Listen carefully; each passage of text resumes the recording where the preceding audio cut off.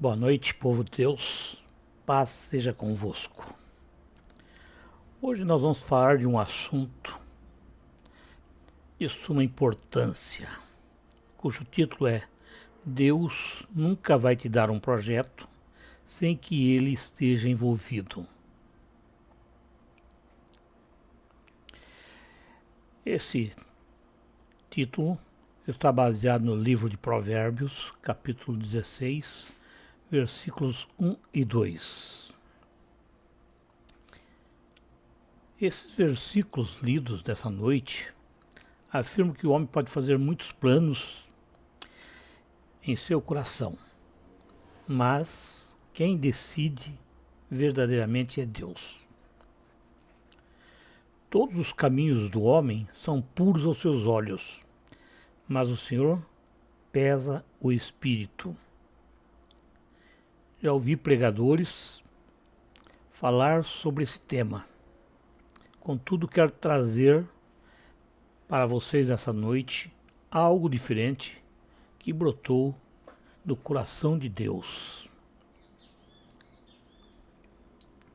É notório que a igreja cristã teve nos últimos tempos um crescimento frenético, abrindo portas em todos os lugares, mas a igreja de Cristo Jesus,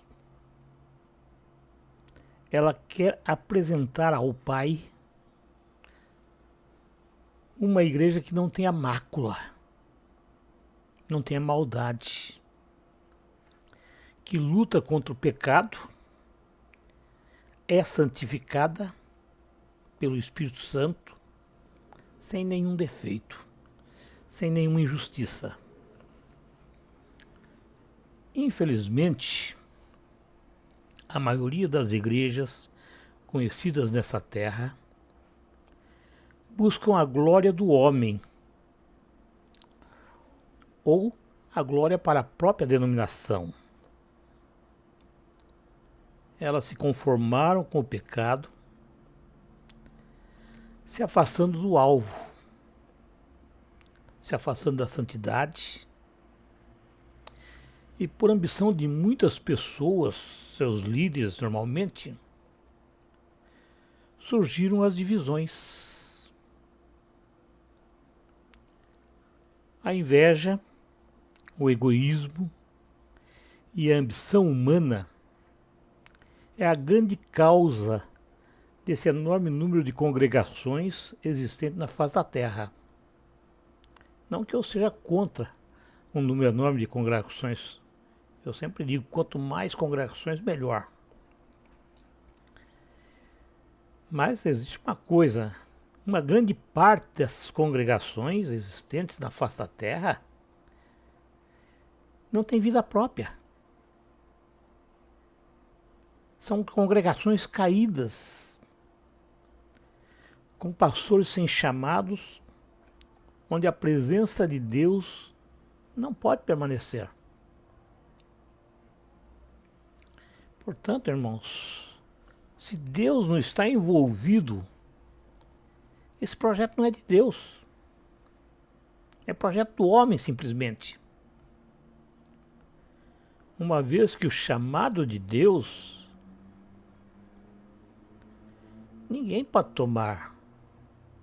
Se ele fez um chamado, as coisas vão para frente, as coisas vão andar. Mas se ele não fez um chamado, as coisas complicam. É por isso que nós temos um enorme número de igrejas, de assembleias, de congregações sem vida, mornas simplesmente. Infelizmente, em nossos dias, nós vemos nossos líderes, esses líderes que se chamam líderes religiosos, fazendo a vontade do homem e não a vontade de Deus. Eles estão preocupados com o financeiro e não em ganhar almas para Cristo Jesus. E a função da igreja é ganhar almas. É ganhar almas para Cristo. A Bíblia nos ensina que é melhor obedecer do que sacrificar. Portanto, irmãos, é necessária uma mudança drástica nas igrejas para que se possa voltar a habitar, na maioria delas, o nosso Deus. Deus tem de habitar nas igrejas. Deus tem de estar presente nas igrejas. Se Ele estando presente, nós vamos ver cultos maravilhosos, curas, libertações, enfim. Tudo aquilo que é pregado na Bíblia vai estar lá, porque Deus está presente. É verdade que Cristo Jesus nunca abandonou sua igreja na terra. E Ele nunca vai abandonar.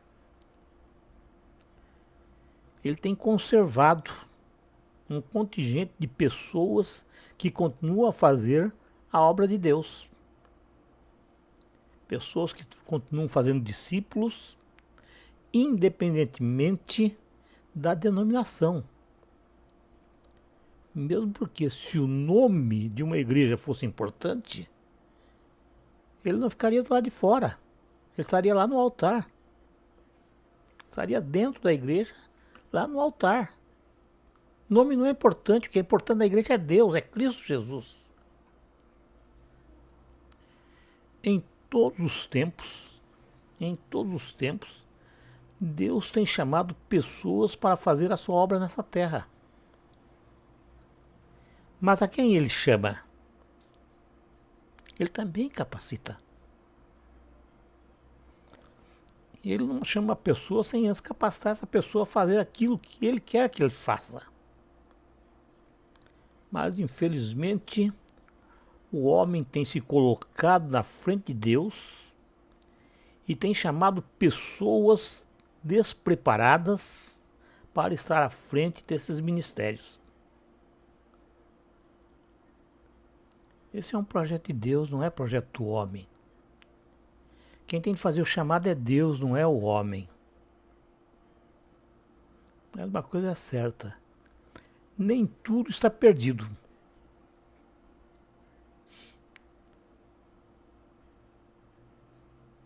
Porque Deus, enquanto existir o sopro de vida, ainda existe esperança. Portanto, eu posso dizer para vocês que é hora de você parar de fazer a vontade da carne e a vontade do homem e passar a fazer a vontade de Deus. Lembre-se, o projeto de Deus é dele e sem ele não tem futuro. E normalmente é predestinado ao fracasso, à derrota. Mas quando ele está envolvido, ele vai na frente. Ele abre o caminho. Ele quebra as correntes. E ninguém pode segurar aquilo que ele quer que aconteça. Ser crente, irmãos, é simplesmente colocar a Bíblia embaixo do braço e dizer eu sou crente. Ser crente é fazer a vontade de Deus. É ouvir a sua voz. Crente que não ouve a voz de Deus não pode dizer que é crente. Portanto, preste atenção, mas muita atenção. Ouve a voz do Espírito Santo. Deixe Deus falar em seu ouvido, pois Ele quer te levar para viver no céu. Nossa vida nessa terra é passageira. A verdadeira vida está na eternidade. Quando eu recebi meu chamado, eu ouvia muitos testemunhos. Eram pastores que diziam, uns foram prisioneiros, outros drogados, outros prisioneiros às mais infantes torpezas do ser humano, e todos eles tinham vindo a Deus.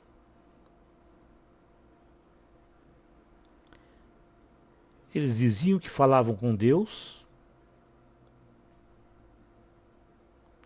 e não duvido, porque Deus não faz acepção de pessoas. Mas quando eu vim para Cristo, quando eu recebi o chamado, eu falava com Deus. Eu falava para Ele: Senhor, eu não tenho um testemunho para dar como essas pessoas falam. Como vai ser o meu testemunho?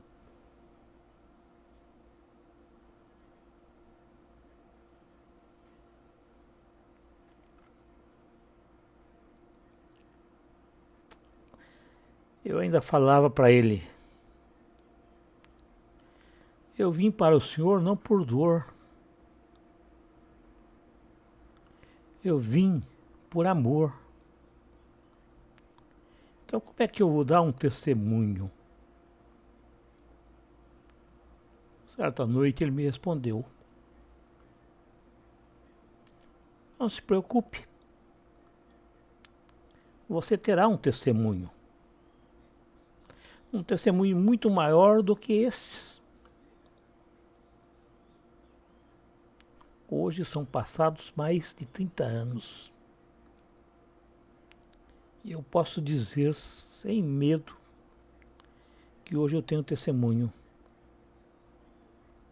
Um testemunho que eu posso ficar horas e horas, dias inteiros, falando das minhas experiências com Deus e a sua imensa grandeza.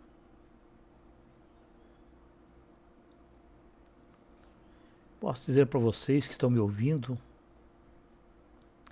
que não importa as circunstâncias, não importa como é que você veio para Deus, mesmo que você até hoje não teve um chamado, isso não é importante. Se você foi simplesmente colocado num lugar para o qual você não foi chamado por Deus, mesmo que você esteja sem saber o que fazer, ainda assim há solução. Dobre seus joelhos, entregue sua vida verdadeiramente a Cristo Jesus, peça a Ele que tome o comando das suas mãos e faça não a sua vontade, mas a vontade dEle, a vontade de Cristo. E você pode ter certeza de uma coisa: Ele proverá aquilo que você necessita. Ele proverá tudo aquilo que você precisa para ser alistado no exército de Cristo.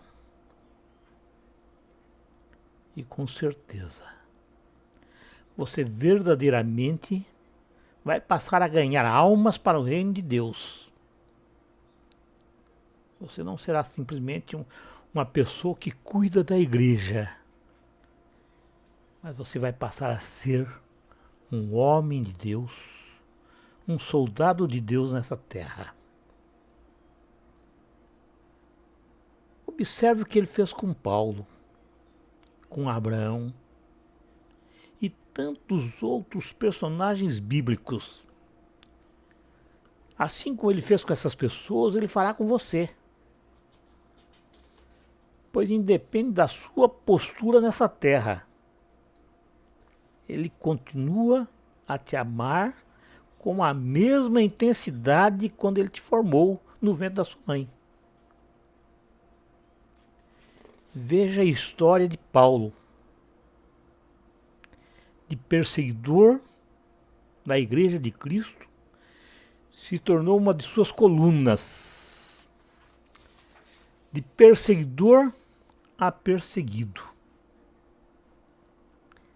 Mas Deus está envolvido nesse projeto quando Paulo entregou sua vida nas mãos de Cristo Jesus. A vida de Paulo mudou. Sim.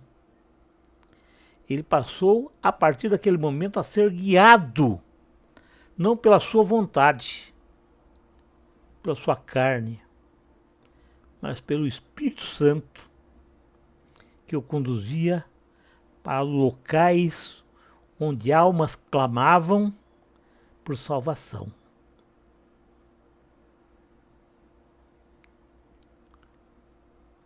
Cristo Jesus desviava Paulo dos algozes. Ele provia tudo que era necessário para a sua vida terrestre. E também capacitou Paulo para falar em seu nome. Não foi diferente com Abraão, que depois de receber o milagre de ter uma mulher estéril e já em idade avançada, ter um filho Isaque, que era o filho da promessa. E isso aconteceu somente porque Deus também estava nesse projeto. Nenhum projeto se realiza se Deus não fizer parte dele.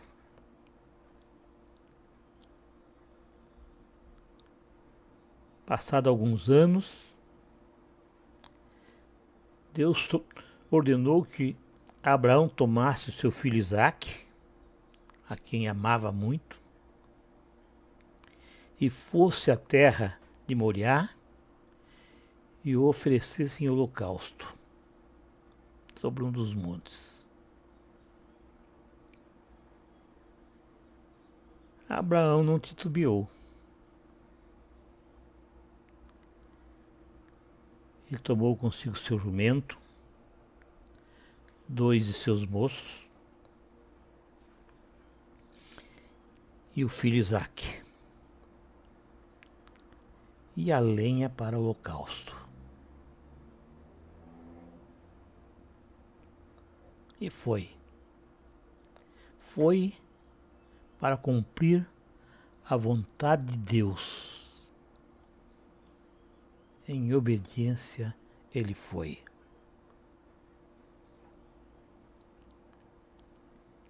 Ao chegar no local indicado, ele deixou aos pés do morro, do monte, o jumento e seus moços, e seguiu, levando consigo Isaque e a lenha para o holocausto. Isaque perguntou ao pai: eis aqui o fogo e a lenha, mas onde está o cordeiro para o holocausto?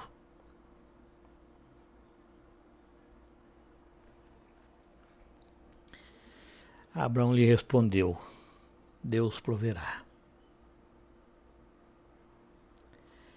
Essa é a certeza, essa é a confiança de que quando nós estamos fazendo a vontade de Deus, nada de mal pode nos acontecer.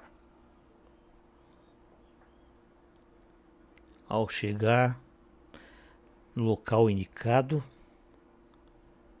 Abraão edificou um altar, pôs em ordem a lenha e amarrou Isaque e o deitou sobre a lenha, em cima do altar. Quando ele se preparava para imolar seu filho, o anjo do Senhor o impediu.